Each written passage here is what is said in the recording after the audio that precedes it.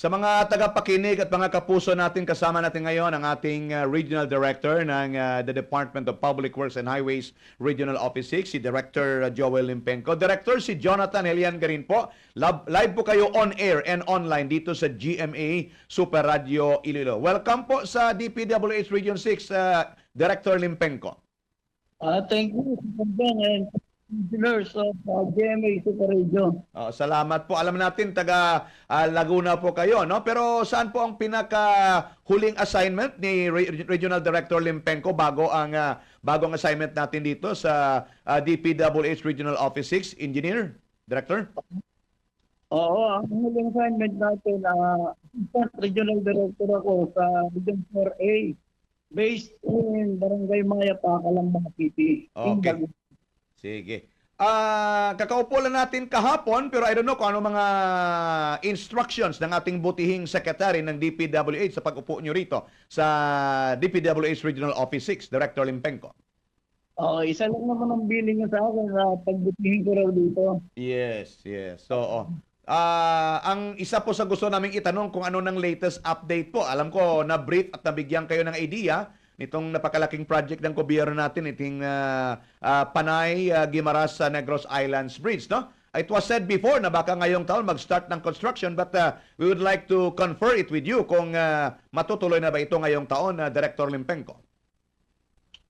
Sa wala pa akong idea, pero sa pagkakalam ko, feasibility studies ito. At maaaring nga mag-implement dito ay ang UTM. I see. Okay. So, ang DPWH maaaring hindi rin na lobby ka mag-implement pagka project. Pero you would be still brief sa mga update nito in due time, no, Director Limpenco? Excuse me?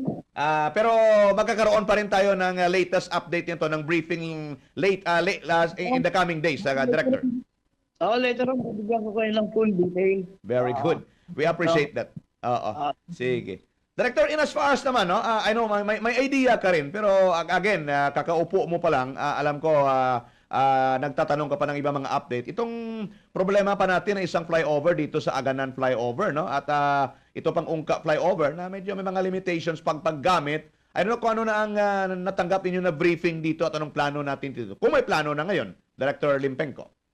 Oo, tinanong ko yung mga dahil napansin ko na parang hindi matagal na nga, hindi pala magagawa itong mga Ayanan Bridge. Ang sabi nila, hinihintay na lang natin yung budget, pero nagsabit kami ng mga proposal magkano pa kailangan ng budget.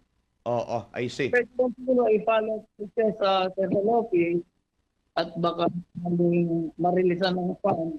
Tuloy-tuloy na yan ang gagawin na natin.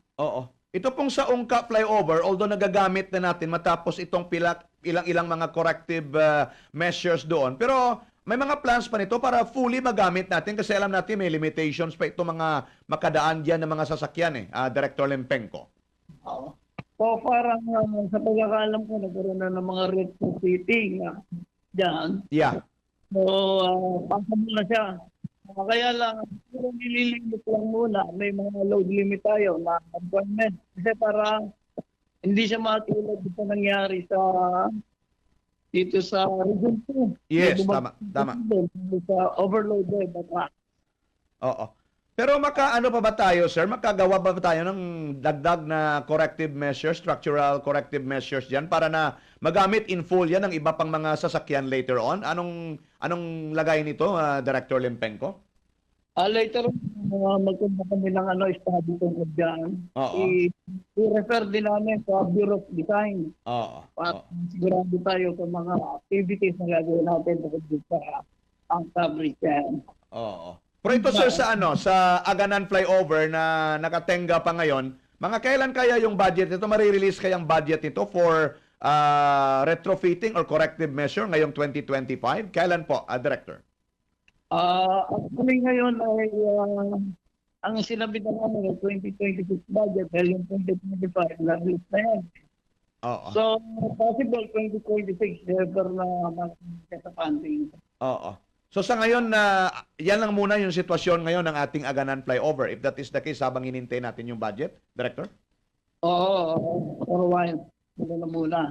I see. Basta hintay lang natin ang budget once ma-release, bibilisan natin yung proseso pagdating sa procurement para maano na kagad natin. Kagad. Okay. Sige. So far, we'll give you the breathing space muna, no? Dahil pinapamilyarize nyo pa ang lahat ng mga bagay dito sa regional office ng the Department of Public Works and Highways. But any word that you would like to send sa mga tagapakinig at mga viewers natin, being the newly appointed Regional Director ng DPWH Region 6, Director Joel Limpenco. Director? To the listeners, rest assured na iayos namin lahat ng mga proyekto rito. Yung mga problema, unti-unting mawawala yan. Yeah. So, ito ron, may iayos natin lahat sana. Okay. Ilang ano natin taga Region 2. Okay. Sige. Director Limpenco, salamat po and good luck to your new assignment dito sa Region 6. Good morning, sir. Okay, thank you so much. Okay, Good morning. sige.